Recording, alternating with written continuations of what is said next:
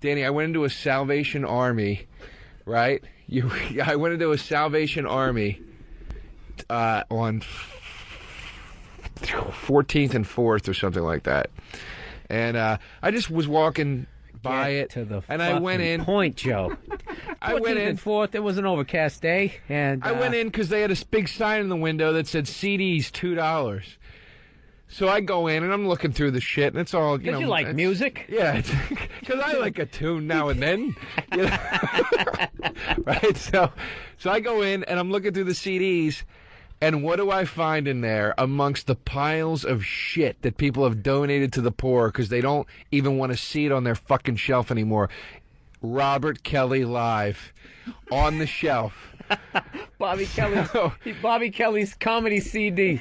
With like ABBA tapes that people were like, why did I ever buy this shit? Yeah, it was in between a Gordon Lightfoot CD. And now that's what I call music, volume 70. Yeah, and a broken ukulele. And a How to Learn German cassette. This fucking thing, dude, and I'm just like, thank you, Jesus God, for all the car rides I took with this motherfucker where I had to open for him in Albany, New York for $200, and he would trash me for 5 fucking hours the whole way up, and I had no way to get out of it. But this is the thing, Joe. This is the thing. Someone could just, maybe they just uploaded it on the computer, and if you just find one CD in there. Well, Bill, let me tell you where that's flawed. Because I thought at first, okay, it's one CD. Right. Maybe somebody just got rid of a bunch of shit. Just in defense of Bobby, yeah. But then I continued to look, and you'll see, as I have proof of it here on my cell phone, I found 9 CDs. 9 copies of Robert Kelly Live. Of Bobby Kelly's CD. You can see them all right there. And they were all used. They were clearly used. So they were open. People listened to it. The first thing I did was I sent pictures of them to Billy, first of all. And then it's great. He's got this picture of this older Asian woman just holding up a Robert Kelly Live, smiling. Yeah, well, that's the lady behind the counter. I brought the CD over, and I go, could you take a picture holding this CD? I'll take the picture of you. And she's like, why? She barely spoke English. And I was like, because it's my friend's CD. And at first I thought she was like maybe a little retarded or something, but then it wasn't that. I don't think she could believe that somebody would actually know one of these shitbag artists whose CD was on the shelf. None of those people exist. There were 9 copies. 9 fucking copies, right? Of Robert Kelly Live. This is just in one store. In one store. So I sent pictures to you. I'm going to go on a limb and say that album's a failure. Yeah. I sent pictures to Billy. Yeah, it was like when you went into Sam Goody and you looked in the budget bin and they had all the copies of that third Poison album. The one that had Unskinny Bop on it. And they all have the hole drilled in it. No, it's the post-grunge, when grunge destroyed hair metal, but Poison kept making albums. Wow.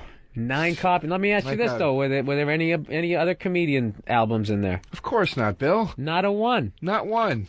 Not one. Wow, that is a statement. Not even a fucking Jack Parr. Or something really old. Where you go, not an Ant? How about some? Was there an Ant DVD? No. Emotionally unavailable? Yeah, no emotionally unavailable in there? Nothing. Not a thing. The high-quality recording at the Laugh House in Philadelphia? You can literally hear on my CD, like somebody, like when the checks are coming out, you hear the cash register going. I left everything in. Here's the funny part, though. Here's the funny part, though. I call Bobby up, of course, right? Because what else do you do besides rub it in a guy's face? And he goes, and where else would Bobby be if he wasn't on his sofa? Yeah. Bobby was, I think it was post his 5th knee operation. And he went to a veterinarian the first time. That was the problem. They thought... Dude, what they did was they gave me a dog's knee. I wasn't buying any of that. I wasn't buying it. Dude, they gave me a knee operation from fucking 7 years ago, dude. It's like, did he call a number on the subway? Knee operations, 1-800, I can run again. Dr. Zizmore did his knee operation. Dude, so they fucking... I just did a local reference for the entire country.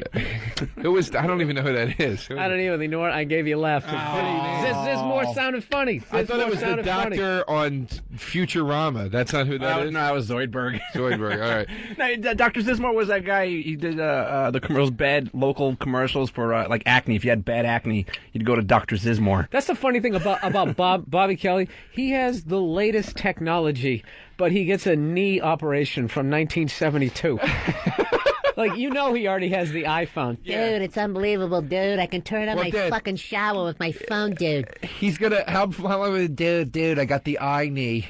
Dude, I got the eye knee. I can watch TV in my fucking knee, dude. It's got a full keyboard.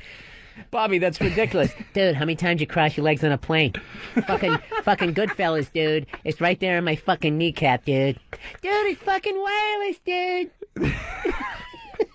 That fucking idiot talked me into getting wireless internet. I live in a one-bedroom apartment. I can literally move my computer now. No matter where I am, I can still see where I was sitting on my desk when it was plugged in. It'd be one thing if I had, like, this palatial estate. Well, do you have a laptop? Yeah. Oh, that's not that bad. I mean, yeah, but the battery fucking dies in like half an hour. Billy's apartment is the size of this room. I have a, you know what? Wireless. It's a little bit bigger. Fuck you. Well, you know what, dude? I bought the thing, so you're getting real personal here. I could have bought a house for the amount I paid for it. So listen. So this is the best part of the story to me is so I call Bobby, right, and I'm fucking with him. I'm like, dude, you know, they got your fucking CD down here, bro, right? And he's like, dude, fuck you, right? He's like, leave me alone. And I go, why would your CD be at a Salvation Army? You know, it's not even a thrift store. It's not even like a hip retro clothes. It's this fucking store for poor people. Somebody donated your CD. He's like, don't make it worse, douche, right? And he hangs up. Then I call him back and I'm like, Bobby, they actually have 9 copies of this fucking thing here. Yeah, exactly, right? And he's going, dude, you know what happened? I bet you this is what happened. Some fucking guy that I don't work with anymore that has a bunch of copies of my CD that was working for me dumped them at the fucking Salvation Army to be like, fuck you, I'm getting rid of them, right? And I'm like, well, no, dude, because they're all open and listened to, man, right? And he goes, stupid, they come opened. You can't get them wrapped. They come opened already. That's why they're all fucking open, dummy. You stupid dummy. And I go, oh, all right, dude. So he kind of took the steam out of it, and I hung up, and I was like, fuck, man, he's got a good point. That probably is what happened. But then God shined another fucking ray of sunshine down on me.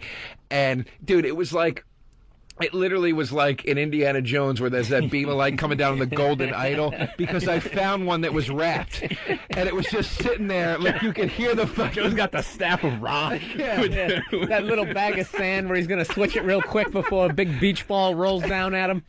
And you could just see it wrapped, and I was like, oh, thank you, Jesus. This is the one I'm fucking buying. And then I call him back, and I go, hey, Bobby. And I'm like, you know, it's really weird. It must have been some kind of freak thing, because they don't make them wrapped. They actually have one here that's wrapped. So I'm going to just buy it so you can see it. Somebody went through the trouble of laminating yeah. CDs. And then, so I say that to him, and he just goes like this. He goes, goodbye. Goodbye. Because he was just like, fuck you, dude. It was... Dude, that is fucked up that there was 9 copies. I mean, I'm sitting there trying to defend the guy. It's just... you know what's the greatest thing about Bob? This is how great Bob is with technology, is somehow he's going to get a copy of this clip, and he's going to watch it in his new fucking artificial knee. Burr, you didn't stick up for me, dude. You got nothing better to do than fucking talk about my CD, dude. You don't get personal on the fucking air, you fucking cocksucker. Oh, that's fucking great. Yeah. So you guys, if you want Bobby Kelly's CD and you don't want to pay full price, just stop to your local Salvation Army on 4th Avenue between 14th. Plenty of copies, people. Opened, wrapped, however you like them.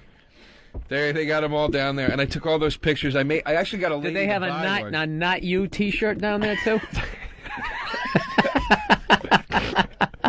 They had that. They had the Tourgasm DVD was down there. Did you go to a Bobby's merch? Bobby's merch. Original knee was down there. Poor bastard. You know what's funny? The karma of doing this, I know my fucking CD is going to end up somewhere. Mine's been frisbeed out of. I mean, how many people do you think actually keep it?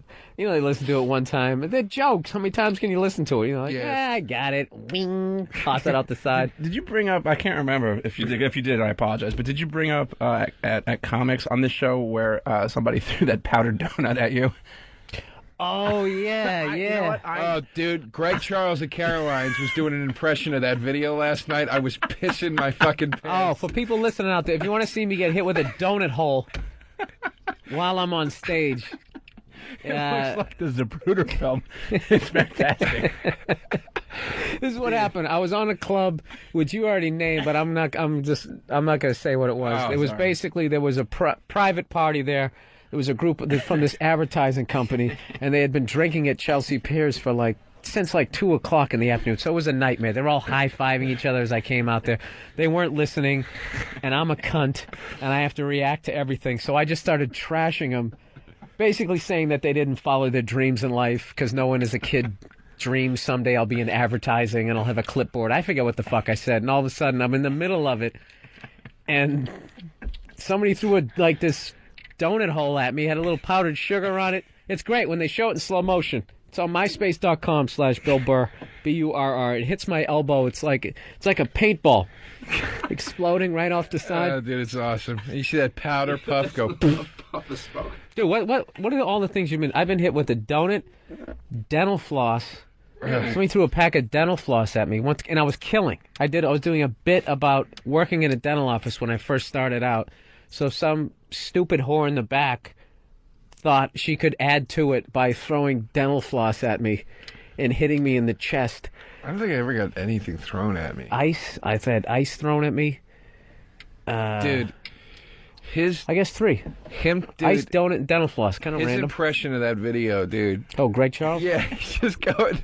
Bill comes out on stage and goes, hey, you work at a fucking cubicle? Hey, that's my dream to work at a fucking. Yeah, unapologetically. You know what I mean? You get one thing thrown at you, you can blame the crowd. But I'm really I'm realizing what a cunt I am. I'm actually back in therapy, Joe. You're back in therapy? I went back to therapy. You know what the hardest long fucking ago? thing? You know what the hardest? I realized that I even lie in therapy. I'm so full of shit that I literally had to keep stopping, going, all right. So I'm literally breaking it. I'm trying to be so honest. I'm literally just walking in saying how irritating I find my therapist. Dude, I really resent having to come in here and do this. I'm not saying that I don't know that I have to do this, but you just sitting there. And the way you pause and wait for me after I talk just fucking annoys me. And it'll just be like, all right, so it makes you feel angry. I'm like, that. The fact that you didn't have a fucking reaction to that is bugging me. I'm trying to, I don't know. How long have you been going for? I went back to therapy, dude, I don't know, a fucking month ago. So you've been in 4 times? What do you go, once a week?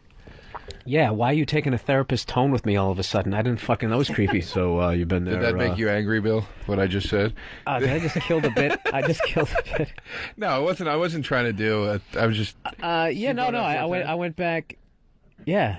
Dude, I'm a psycho, right? I'm 39. It's it's that point where it's just you're not married and, yeah, Joe, just fucking... Just inhale right into the microphone. Sorry. Yeah, I'm a psycho, so I gotta dude, I've seen myself. I see what I do to dogs. I can't have a kid yet. What do you do to dogs? I have to fuck with them. They can't just... I just have to push them to the point where they're gonna... The shit that my brother did to me over 4th of July. He just kept pushing my buttons. Pushing my buttons until I finally fucking snapped. And then he just had this ear-to-ear grin yeah, that was enjoyable. He just walked away. You're a fucking button pusher. This fuck. He's talking about Bobby Kelly being mean, dude. I don't like the hole in your jeans that makes you sexy. We're like you're doing an acoustic gig with Bon Jovi tonight. These are my Jennifer Aniston jeans. We were down at the cellar one night, right? And I show up, and I'm just trying to fucking hang out, whatever. And he starts ragging my T-shirt. And he's going, I'm sick of you wearing your fucking conversation T-shirts. Can I say what the T-shirt was? he had on this pickle green T-shirt that had a picture of Darth Vader with hedge clippers pruning a tree. And it's like, you can't wear a shirt like that and not be trying. That's like when you have nothing interesting to say, so you're a crazy T-shirt guy. But you know that and that's not the case. And you walk into... No, I don't know that's not the case. Now I'm starting to cringe because I know what awful T-shirt I'm wearing. What do you have on? It's somebody sent it in for Strictly for my ninjas. Dude, when they do a period piece about the awful fashion during this period, whenever they do like a Dazed and Confused, it's going to be T-shirts like that and those fucking women's socks that you're wearing. You wear that Bruce Lee shirt. I mean, how is that any different? Because it doesn't say strictly for my ninjas. Listen. It says that I'm a fan of... Hold on. You're wearing an AC/DC shirt, dude. That's not stupid. That means you like the band. That thing is, you get it? No, I don't get it. But it's been laundry day for the last 5 days. Well, it's supposed to be... I haven't worn underpants since Are you last week. going to use the Tupac laundry day excuse? I swear. You know how many There's times a I do that? Tupac album called that, except it says... I'm afraid I can't say the fucking word. It says... Yeah, no, I know. Whatever. No, this is the point, though. He just brought up awful T-shirts. Yes. Call Michael Richards. So anyway, he's fucking with me, and we go through the motions of, all right, yeah, you hate my T-shirt, it stinks, whatever. So I'm like, all right, dude, all right, I'm done. Like, I don't want to, I just want to kind of hang out. Blood in the water. Right? Blood in the water. He showed Just weakness. want to kind of hang out. So he keeps fucking going, and he keeps going, and I'm like, and he sees that it's like, and Bobby's fucking with me, and they see that it's one of these things. This is bullshit. This is where bullshit. They see it's one of these things where I'm getting like upset, and This I'm is like, bullshit. Stop. It's not bullshit because they bullshit. left. They get into a cab. This is the mean part. I'll tell you where it's bullshit. Because what you said was that you kept going, no, dude, I'm done. And I just kept going. No, you kept defending your shirt. You kept feeding the flames, Joe. You kept throwing a log on the fire. I said that part. I said we went through the motion with the T-shirt, and then after that, I said I'm done. But then you kept fucking with me about other shit. And then they get up and walk out of the cellar. We left Joe almost... No, Joe goes like this. What's wrong with you guys? Can't you just talk about regular stuff? Can't you just have a regular conversation? And then Bobby goes, well, dude, why don't start a regular conversation? We both just sat there. And then Joe, like an idiot, takes the bait and goes, well, Bob, I heard you moved to the Upper West Side. I was kidding. And then he goes...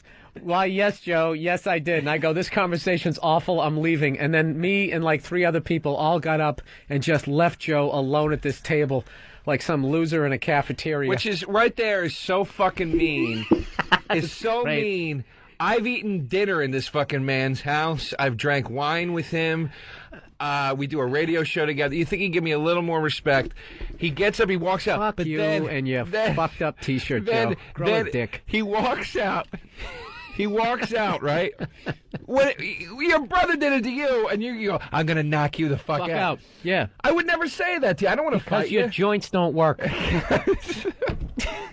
So listen, this is the point I'm trying to get to. He leaves, and they both send me text messages being like, dude, listen to this, I'm sorry, man. I'm really sorry, like... You weren't in a good mood tonight. You're in a weird place. Sorry we fucked with you. You're a little emotional. No, we Sorry. both sent separate texts. Separately. With that vibe. And I fucking call them both back, and I'm like, separately, I call each one of them, and I go, hey, man, listen, I'm not trying to be a bitch. I'm really sorry if I'm being, like, kind of sensitive tonight, but I just want you to know it means a lot to me that you sent that apology. And as he's saying this, I'm in the cab with Bobby. And Bobby's, you know, and they're laughing at me. No, dude, this is what happened. I looked at Bobby, because right there, he was setting himself up for the final... just pounding of all of his self-esteem. I just looked over at Bobby and I covered the thing. I'm like, dude, I can't.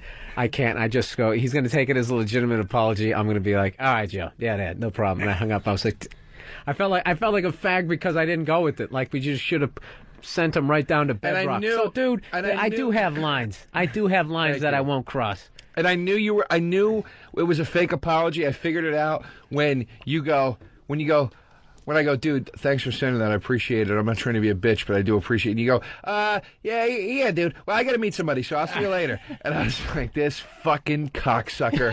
He got me.